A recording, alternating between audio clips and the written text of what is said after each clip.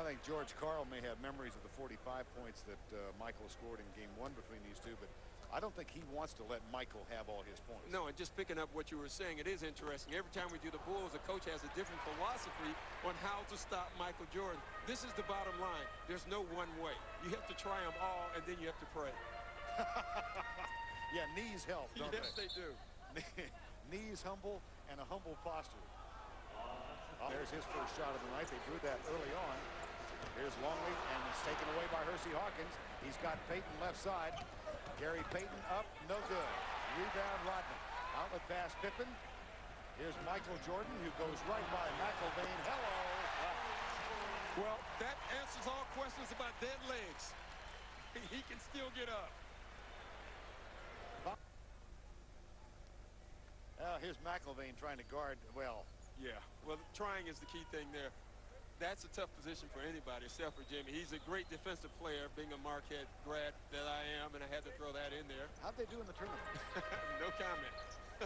Michael scored 45. I think you'll see a lot more double teams forcing Michael to make somebody else play, not allowing him to be isolated or play one-on-one basketball. I think majority of the times you see him with the ball, there will be somebody coming to try and make somebody else play out on the weak side. And with Tony Kukoc out, the perimeter shooting is limited for them.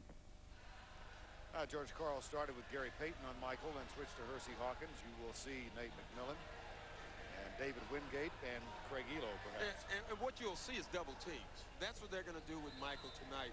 And no one lets anyone score 45.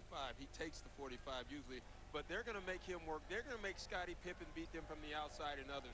Missing, he's really playing big for them right now. Well, he's 7'2". That's the point. Sorry. And that's Michael. Jordan with 5, and we're tied at 24. Bushler, left side to Caffey. Now Graham with Jordan. Yeah, that's Michael Jordan using height advantage over Graham. Sonics, here's Cummings. Short off the glass, Jordan with a rebound. Bushler, Jordan, Wennington at the other end. Caffey gets the pass and the dunk. Great pass, great catch, and great presence of mind by Caffey knowing that Kemp was running. That's a nice move all the way around. Back. Not. Watch the eyes of Michael Jordan just a moment ago. Yeah, when you can look away and throw the ball 60 feet on the dime, that means you can play baseball. You're going to start those rumors? No. He's going to give up golf and go for baseball, huh? I think he wants to golf next. Yeah, he's like you. To a very slow start. Matter of fact, he hasn't really increased the pace of that start. He's 3 of 11 from the field here in the first half. Here's Kerr. Check in right now with Craig Sager. Well, thank you very much, Vern. Doc said earlier he thought that the Bulls were playing without intensity or passion. I talked to Phil Jackson. He said, well, actually, they came out playing rather stupid and tight. He took the blame, said maybe he practiced them too hard yesterday. I talked to George Karl moments ago. He was happy with the first half. He's going to continue to double Michael. But he warned the players, look out, because Michael's going to come out firing. Vern? Well, in the first half, the Sonics hitting 43% in the first quarter, 35 in the second. Chicago also tailed off in quarter number 2. Michael Jordan, though, with more turnovers than he has field goals. And McIlvaine picks up Longley, who takes the first shot of the second half. And Jordan is there. Excellent position, and the putback is good. One thing he has done well all game is rebound. That's He's his picking 10th. up the slack. That's his 10th rebound already. And Jordan again goes into the low post. Now Hawkins fronts him, and they find him with the alley-oop. And this is something the Bulls talked about at halftime. That's been the adjustment. The Sonics have been fronting Michael Jordan all game. They haven't been able to give him the ball. They flash a guy, Luke Longley up to the post, up to the free throw line to throw it over. They've tried it twice, and they're successful once so far.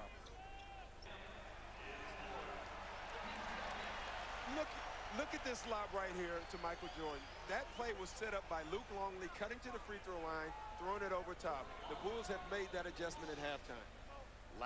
Under 5 minutes to go, third quarter, a 4-point Seattle lead. They led by 3 at the half. Turnaround fadeaway jumper for Michael Jordan. He's 6 of 17. Now, he hasn't had many of those shots. The ones he's had, he's made. Sonics have done a good. The Bulls have tied the score at 58 with just under 3 minutes of play in the third quarter. We often hear Michael Jordan compared to Superman. And, of course, we all know the story of Clark Kent going into the phone booth and changing into his Superman costume.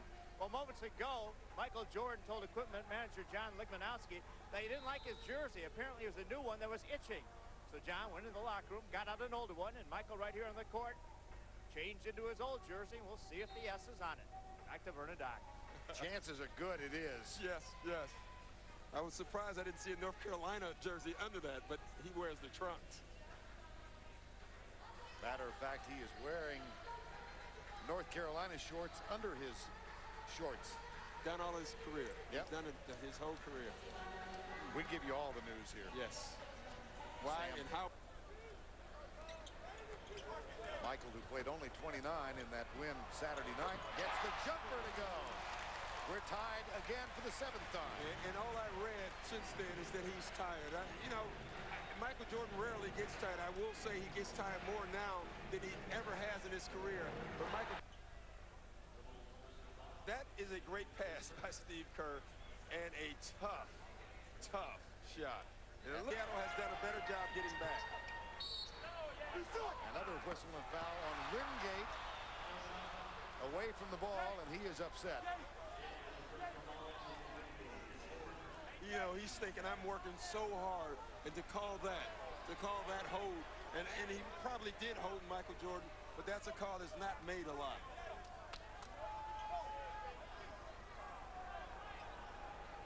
That one away from the ball. Here's Pippen. And Wingate again. He did that one. Now he's upset again because he's still upset at the last one, but he went up under the guy's legs. You should get a foul. Look how quickly his teammates, Kemp, Hawkins, and Payton come over to calm him down.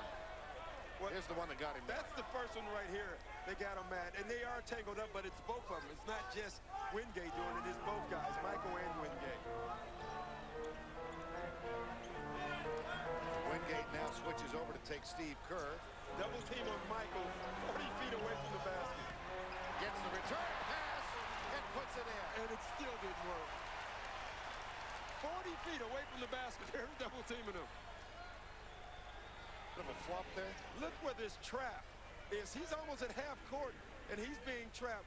One rule, never let the guy split the trap. Michael Jordan did that. He gets the ball back, and he gets a layup.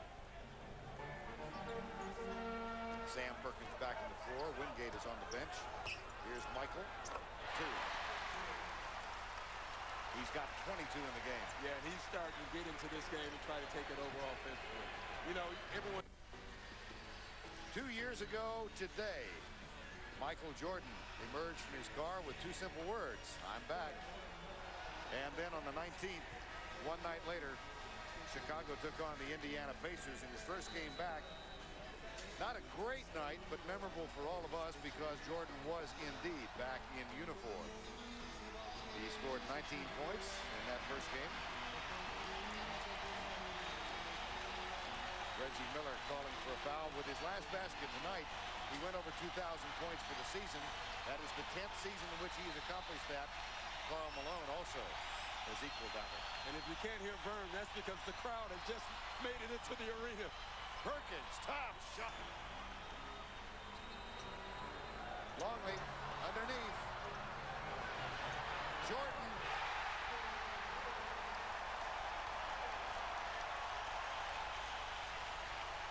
Good defense by Chicago. Terry Cummings. Jordan with a rebound. Foul on Cummings. And that's a frustration foul on Terry Cummings.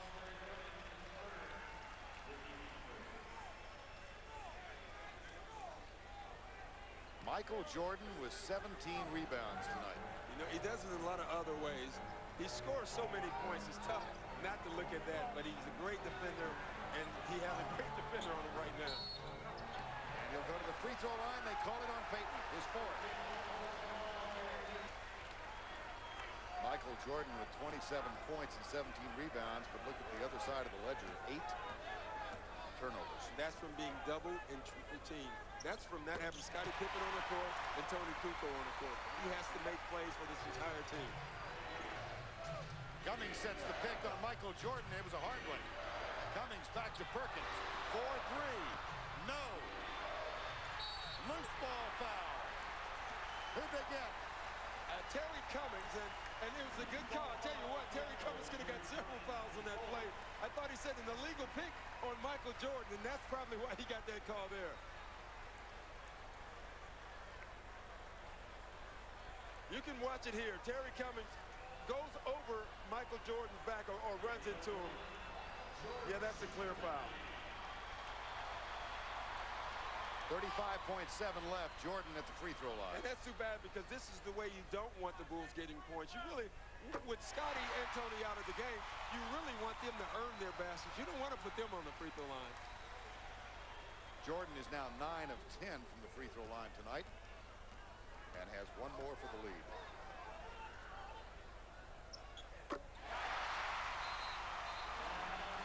.30 points, Michael Jordan. You think he's struggling. He has a ton of rebounds. He has 30 points. He doesn't struggle very often. Assists. His first miss from the line tonight. And it's good not making a timeout because now Seattle does not have a chance to set their defense up. I can't believe they're not trapping right away. Oh, a clean block. No, foul is called. McMillan is going to be called for the foul. I thought he got all ball. Wow. I thought it was an absolutely clean block. They're calling it on Gary Payton. It was a late call. Let's take a look. Now, you can call a hand check right there, but they didn't call that. He did. That was a good call. He hit Michael Jordan on the arm. I don't know who they gave it to, but that was a good call. That's a nice call by the ref. He called it a little late, but Nate McMillan absolutely hit Michael Jordan on the arm, and right when he hit him on the arm, he lost the basketball. He's 10 of 11 at the line tonight.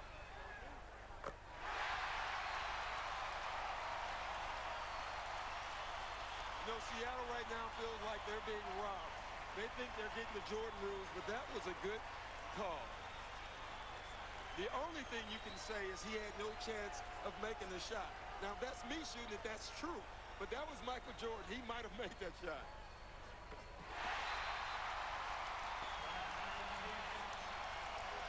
Two-point Chicago edge with 3 seconds remaining in overtime.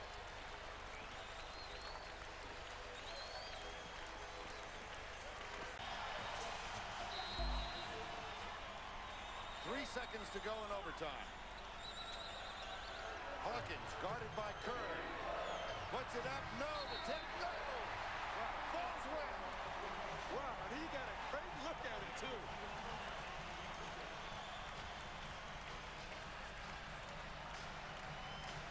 They got their first lead with 2:20 remaining in regulation. They win it in overtime. And let's go over to Craig Sager with Michael Jordan. Well, Michael, it's a tough call. You didn't get the lead till late in the ball game, and then you had to carry the load with Tony hurt, and also with Scottie in foul trouble, and also Luke in foul trouble. Tough game. It was a tough game. I mean, it was a gut game for us, and you know, a lot of calls could have went a lot of different ways, and I guess the home court advantage was in our favor tonight, and you know, it was a gut game. You know, Pippen didn't have a great game offensively. I didn't shoot the ball particularly well. You know, that tells you how much we miss Tony Kukoc in that lineup. He certainly could come in and pick up when Scottie and I are not able to carry the load offensively, but we got a great game from Luke, and that was a big help for us. You lost 2 games recently. People said that maybe Michael Jordan's legs were tired. You have Seattle coming in, a finalist from last year. Was this a message game for you guys? It's a message game. I think, you know, we're starting to get ourselves back into a good rhythm. But for that, you know, last week it was a bad week for us, and every team goes through that. I mean, we're not immune to that, and you know, but now we seem to have a good feel for ourselves. Our offense is starting to come around. We're starting to get more practice so we can get a rhythm together, and come playoff time, we'll be back. I don't want to change the subject. We had a tribute to Dean Smith at halftime. I know you couldn't be there because you had a game on Saturday night, but your thoughts on Dean Smith? I'm very happy for Coach. I mean, he downplays a lot of things, and you know, showed the modesty that he has. And, you know, we as all players who've gone through that program respect him as a father in some ways, and certainly we feel he's one of the best coaches ever, and he's certainly deserving of that respect. Thanks a lot for being with us. Now let's go back to Vern, Doc, and Luke. All right.